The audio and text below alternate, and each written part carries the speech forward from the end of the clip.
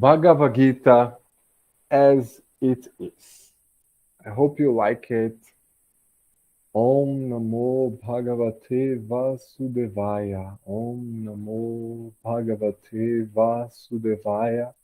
Om Namo Bhagavate Vasudevaya.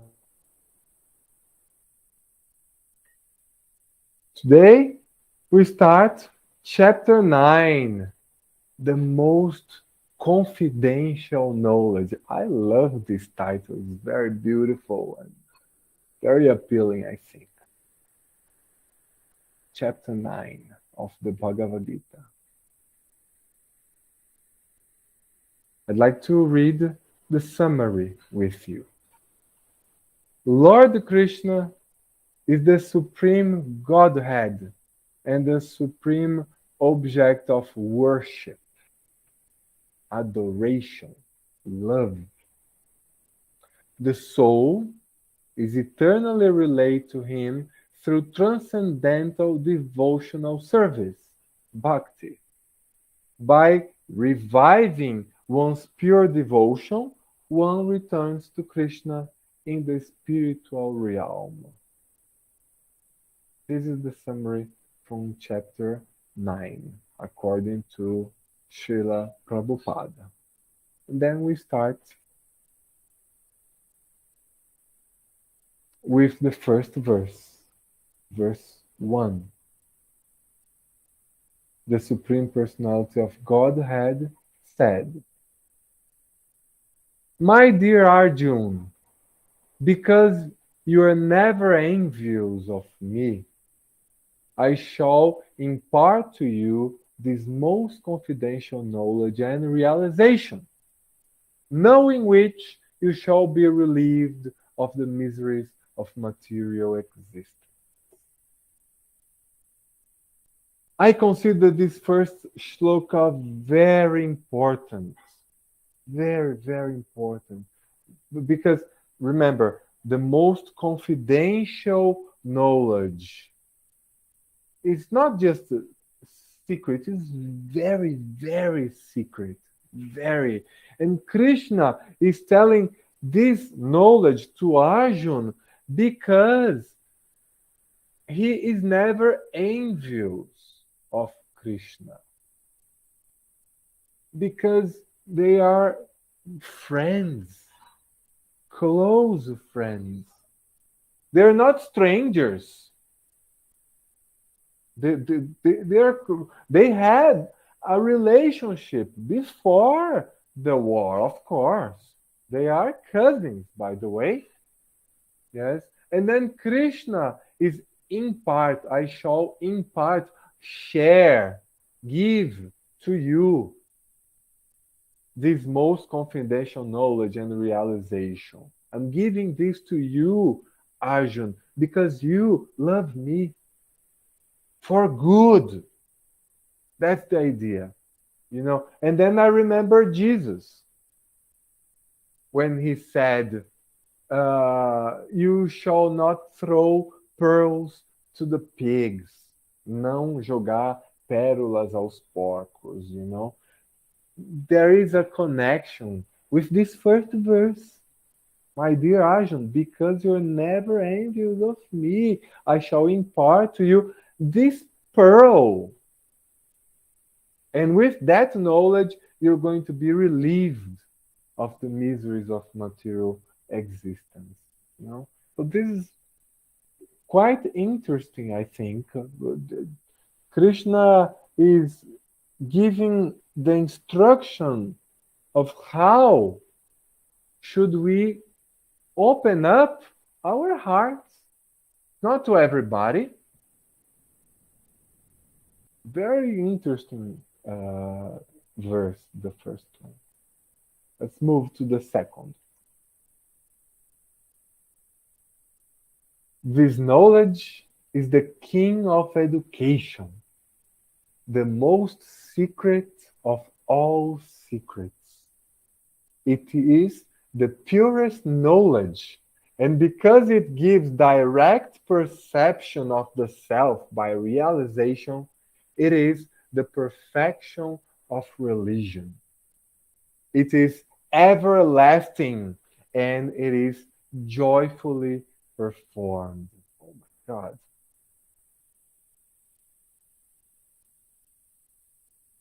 Those who are not faithful in this devotional service cannot attain me or conqueror of enemies. Therefore, they return to the path of birth and death in this material world.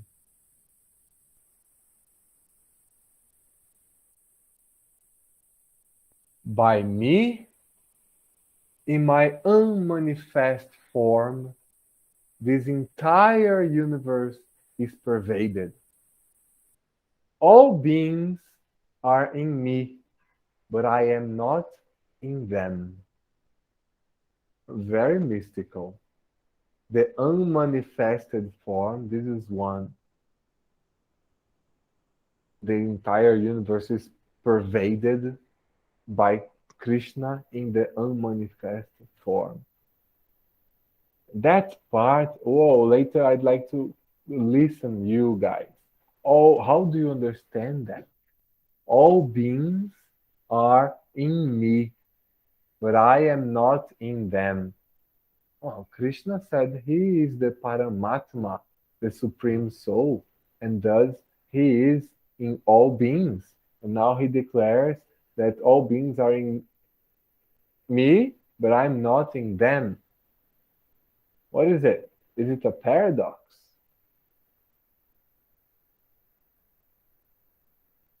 And yet, everything that is created does not rest in me. Behold my mystic opulence. Although I am the maintainer of all living entities, and although I am everywhere, I am not a part of this cosmic manifestation.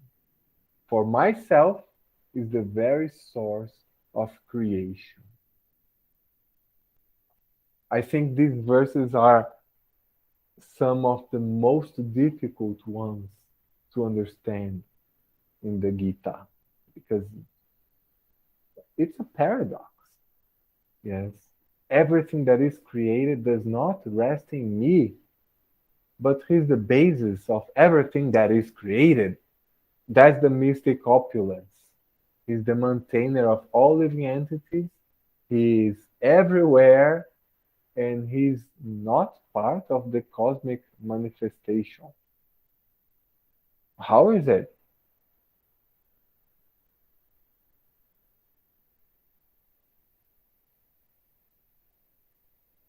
Then Krishna tries to explain that on verse 6.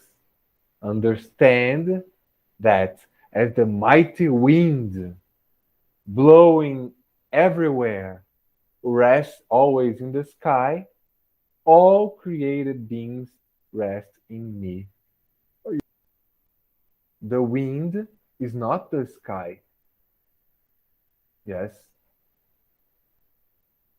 but it's in the sky. But the sky is not the wind.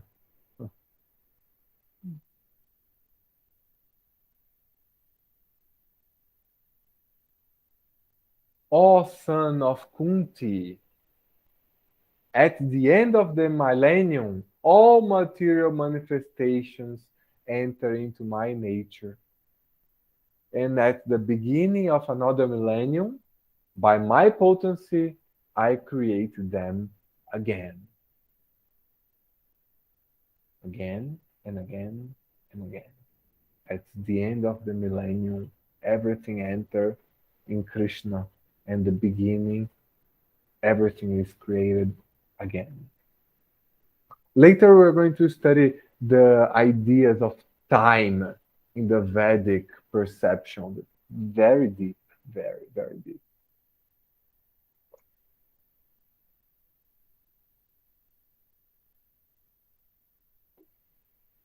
The whole cosmic order is under me.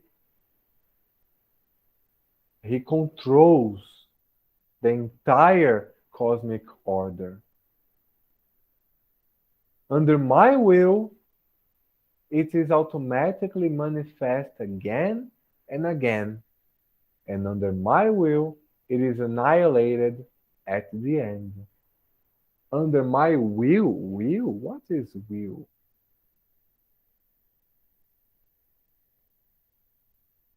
His idea, his goal, his force, his desire, his will. Oh, Dhananjaya, all this work cannot bind me, bind, imprison. All this work cannot bind me. I'm ever detached from all these material activities, seated as though neutral.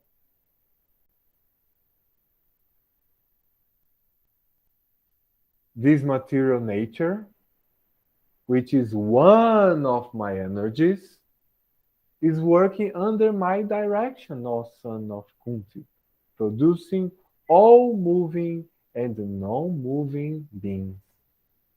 Under its rule, this manifestation is created and annihilated again and again.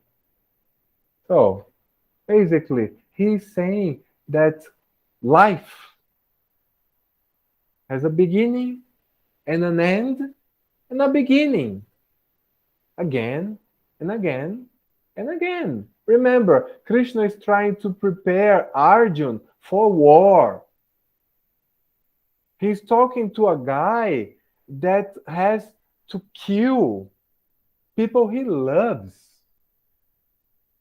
And Arjuna was frantically in despair. Oh, Krishna, how can I do this? How can I annihilate my family?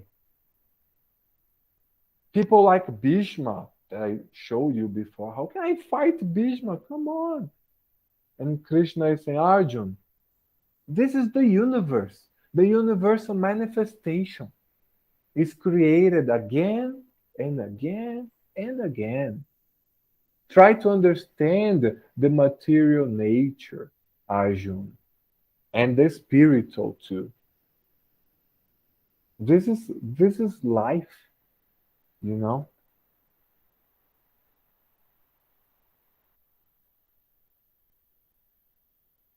11. Fools deride me when I descend in the human form. They do not know my transcendental nature as the supreme Lord of all that be. They deride me. Yeah, they don't take it seriously. They mock, ha ha. They ridicule when he descends in the human form. They do not know Krishna's transcendental nature as the Supreme Lord. And it's part of the game, part of the lila.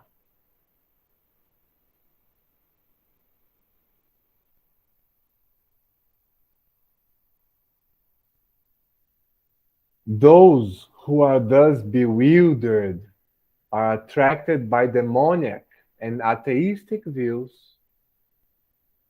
In that deluded condition, their hopes for liberation, their fruitive activities, and their culture of knowledge are all defeated. You lose. You can never be happy. This is the ultimate defeat. Live in a mental state of permanent confusion. Even though they might have collected lots of riches or titles or uh, I don't know, knowledge, even knowledge, not the spiritual one, but the material one, that can never be happy in this if we live in deluded, yeah, in a complete illusion of what is life, what is this material manifestation. Is there a spirit? What is it?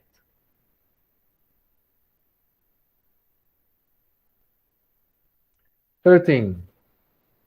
O son of Pritha, Arjun, those who are not deluded, the great souls, are under the protection of the divine nature. They are fully engaged in devotional service because they know me as the Supreme Personality of Godhead, original and inexhaustible. Try saying that, inexhaustible. I have to practice. I have to practice before I come here with you and say, oh, it's not a simple word, inexhaustible, you know. But you can do it too. If I can, you can. No better than you. I have more practice than you, but not better. You see, in the previous verses, Krishna was talking about people who are eluded by Maya.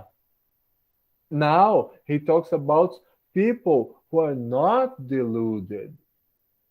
He calls them the great souls, Mahatmas. And these people are under the protection of the divine nature, fully, completely engaged in devotional service, service with love. Love. That's the key of everything. A sincere love.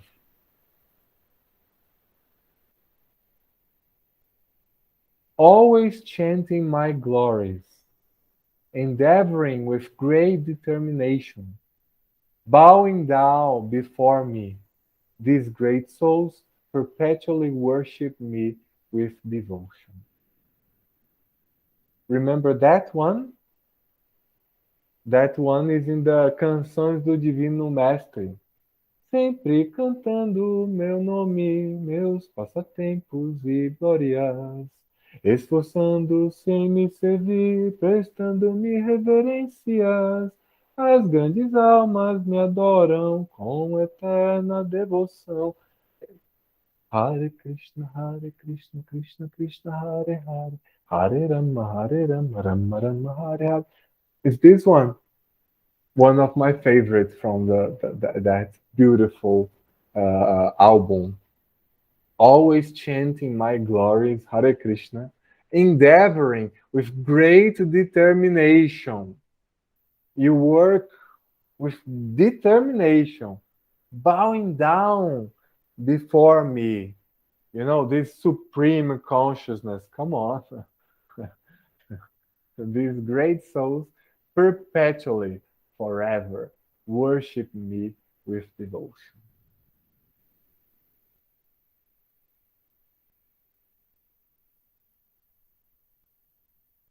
Others who engage in sacrifice by the cultivation of knowledge worship the Supreme Lord as the one without a second, as diverse in many and in the universal form.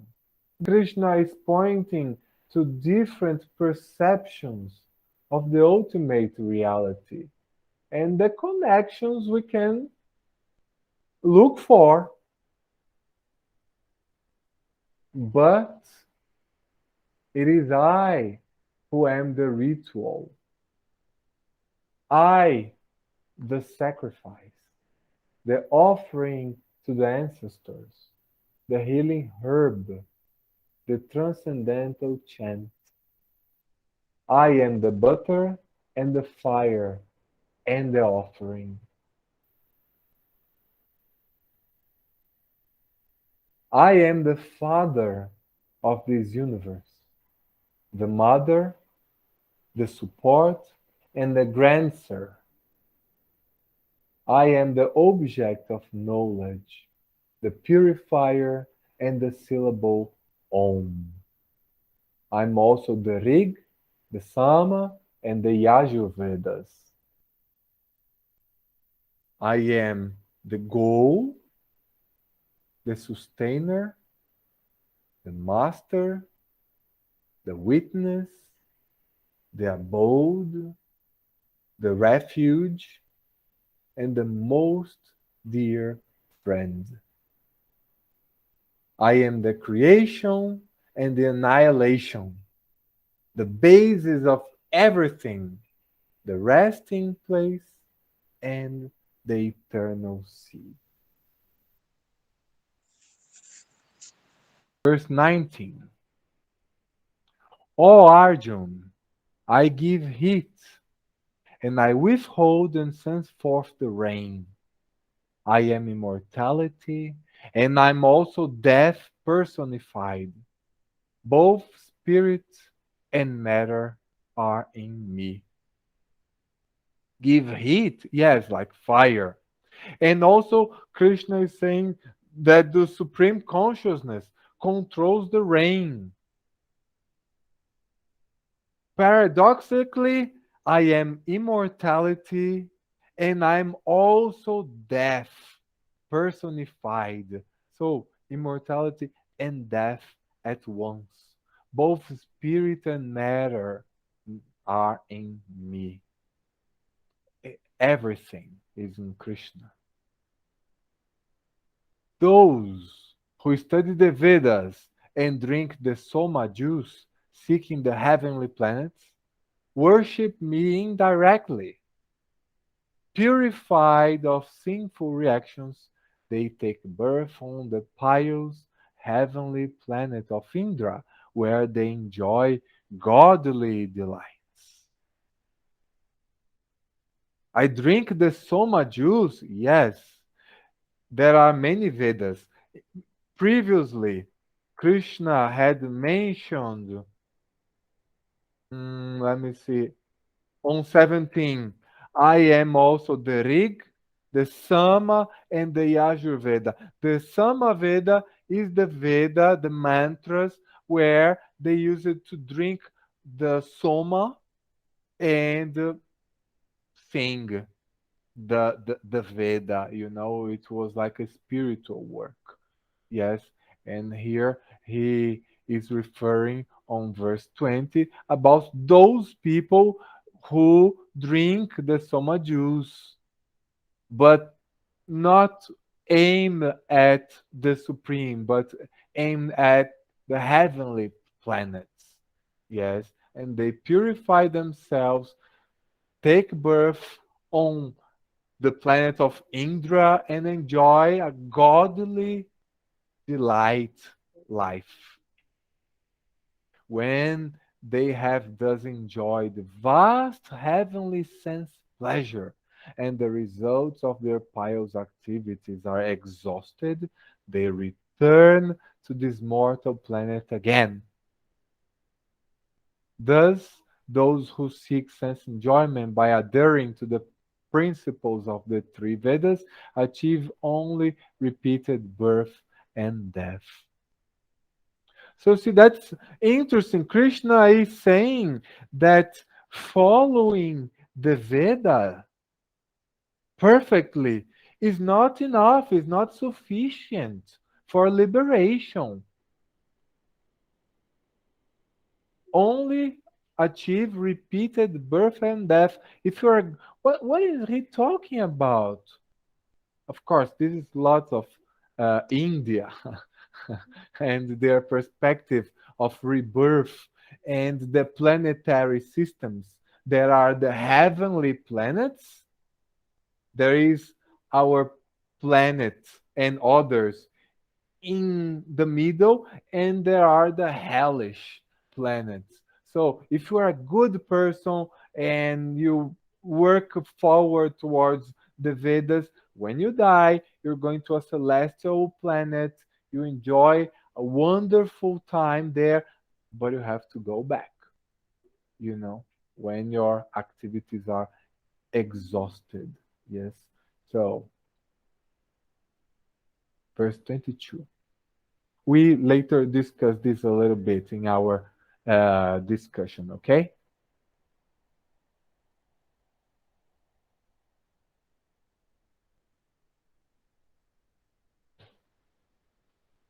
But those who always worship me with exclusive devotion, meditating on my transcendental form, to them I carry what they lack and I preserve what they have. That's why I put Radharani with Krishna, because she's maybe the most perfect example of someone who worships Krishna with exclusive devotion. Yes. And to them, to these people, Krishna himself looks after, takes care of these people and preserve what they have.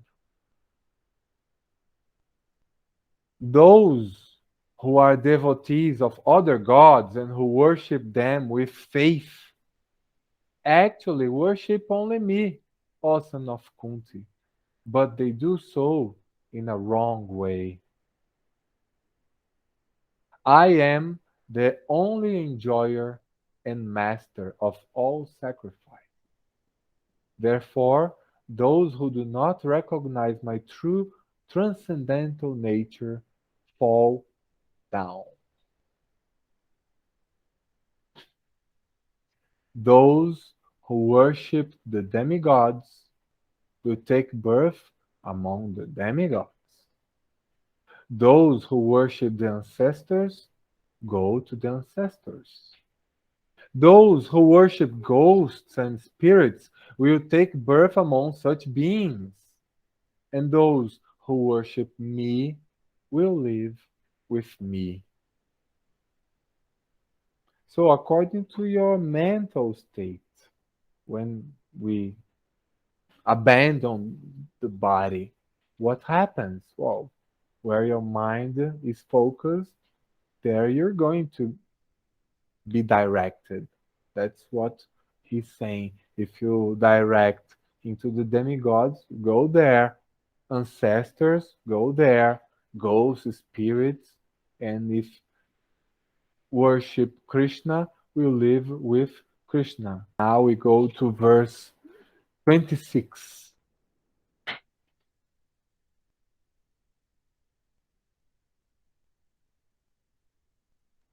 If one offers me with love and devotion a leaf, a flower, a fruit, or water, I will accept it.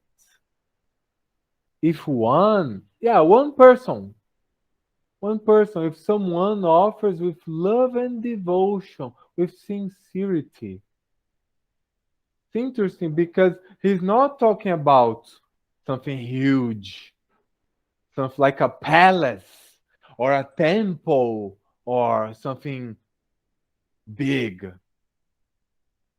No, he's talking about something very simple as a leaf, a flower, a fruit, just some water. If you accept, because actually he accepts love and devotion, sincerity. I think that's the key to this beautiful verse. Yes, if one offers me with love and devotion, a leaf, a flower, a fruit, or water, I'll accept it.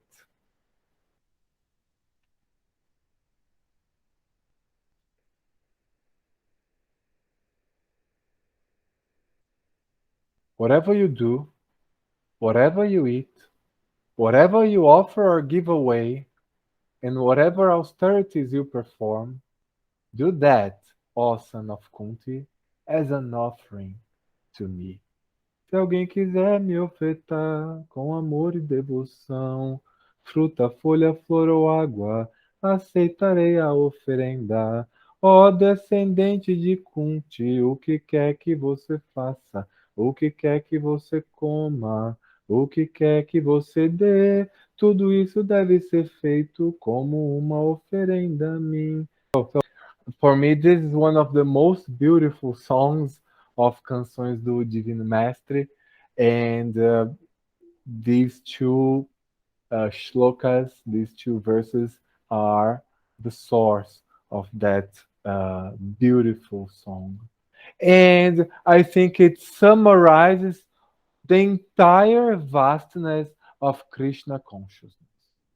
Whatever you do, focus your mind on Krishna and do it as an offering to the Supreme. And that's the perfection of life, according to Krishna, through all the Bhagavad Gita. That is the key idea. Very important verse, really. In this way, what happens if you do this? If you follow this instruction. In this way, you'll be free from bondage to work and its auspicious and inauspicious results. With your mind fixed on me, in this principle of renunciation, you'll be liberated and come to me. You're free. You become free. Why? Because you're connected with the Supreme. Yes, and auspicious, inauspicious, the result is not what's important. What's important is your connection. That is the key to renunciation and the liberation. I envy no one, nor am I partial to anyone. I am equal to all. Like a father with different children, usually, yes, the tendency is to be equal to all the children. But whoever renders service unto me in devotion is a friend, is in me, and I am also a friend to him. If someone is kind to you, help you, and if you are in a good state of mind, of course, only if you're sick, but if you're in a good state of mind, is if someone is gentle to you, it's natural that you will connect with that person because of their gentleness, their kindness, their love. That is the connection. Yes, we are equal. Okay, love everybody. Okay, but when people love you back, wow, it's so much better, isn't it? Uh, just referring again, he's not partial. This is not a matter of partiality. Ah, you prefer. No, no, it's love. That's the key. That's the most confidential knowledge.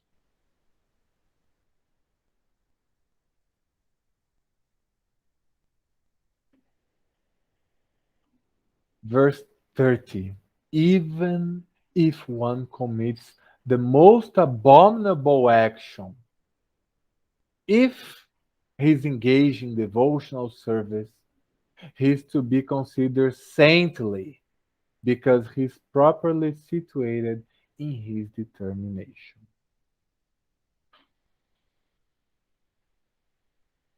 He quickly becomes righteous and attains lasting peace. O son of Kunti, declare it boldly that my devotee never perishes. When someone is attracted to transcendental consciousness, maybe the person is not so good, not so kind, someone rude, and then they may think, oh, I'm not qualified. And Krishna is saying that this is never a problem because even if the person commits the most abominable action, the devotional service can clean the mind. He quickly becomes righteous. You are not too good, okay, but don't be attached to your past. Become righteous and find peace in your heart. O son of Kunti, declare it boldly, bravely, courageous. My devotee never perishes, never dies. O son of Prita, those who take shelter in me, though they be of lower birth, women, Vaishyas, and Shudras, workers, can attain the supreme destination. For me, this is a very dangerous verse. Real. Very, very dangerous. I prepared something here to show specifically about the if we misinterpret. Krishna is saying here, is talking about the lower birth people. Lower seria um nascimento mais baixo. People. And then you see women, Vaishya, Shudra. Ué, ele tá falando aí, Krishna tá falando que as mulheres têm um nascimento mais baixo? Como é isso aí? You know? É um verso que me deixou um pouco meio com o pé pra trás. When I first thought, like, wow, parece machismo, né? Deixa eu ver o que que tá lá no verso.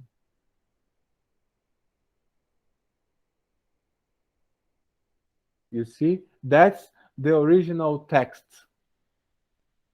Manhiparta vyapashritya yepishu papayonaya trio vaishyas tata shudras tepiyanti param gatim. Of me, certainly, O son of Prita, vyapashritya, particularly taking shelter, refugee, looking for, particularly, ye, those who, anyone, api, also, you who are, papayonayaha, born of a lower family, triyaha, women, vaishyaha, mercantile people, tataha, also shudraha, lower class men, te api, even they, yanti, go param to the supreme gatim destination. So, olha que mudada que o cara pode dar aí, porque Krishna não está falando que women, que mercantile people, que shudras são pessoas de lower family necessariamente. What would be lower family? Seria uma classe com menos cultura, com menos. Porque Índia é um país muito. É uma cultura muito sexista, né? Como o mundo, de uma maneira geral, é. Né? Tanto é que você não vê muitos brahmanes mulheres, por exemplo. Então tem alguns que falam que as mulheres não podem. Em algumas culturas, mulheres não podem entrar em alguns templos, por exemplo. You see? Or mercantile people, or... Isso foi uma coisa que Chaitanya Mahaprabhu, founder of the Hare Krishna movement, veio mudar, porque era uma coisa que o Veda, os rituais ficavam tudo dentro ali daquela casta. É ali, isso não é para você, tá? Não era para você estar lendo isso aí, né? Estamos aqui no Ocidente, então todos nós seríamos, de acordo com a tradição, born of a lower family. A gente não nasceu lá, então a gente não tem salvação. E a gente não pode acessar esse conhecimento. Algumas linhas ainda acreditam nisso. But that's not what Prabhupada mentioned. He said, no. Anyone, qualquer um, even they go to the Supreme. Really, I consider these verses very important. You know, the idea here is gathering people together, not putting them away. When Krishna said that,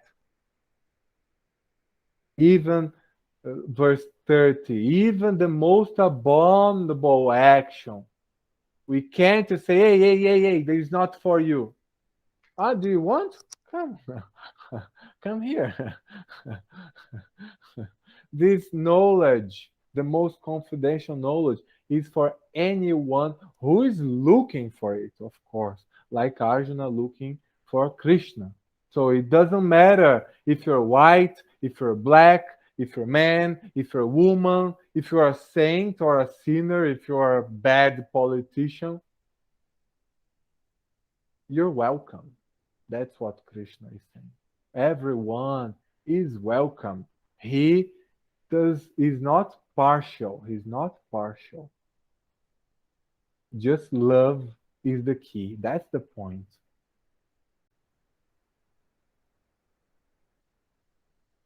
How much more this is so of the righteous Brahmans, the devotees, and the saintly kings. Therefore, having come to this temporary, miserable world, engage in loving service unto me. If you are here in this temporary and miserable world, yes, full of miseries, suffering, headache, coronavirus, economic distress, mental insanity, environmental imbalance, miseries. Relax, engage in loving service unto me. Engage your mind always in thinking of me. Become my devotee. Offer obeisances to me and worship me. Being completely absorbed in me, surely you come to me. Hare Krishna, guys. End of chapter.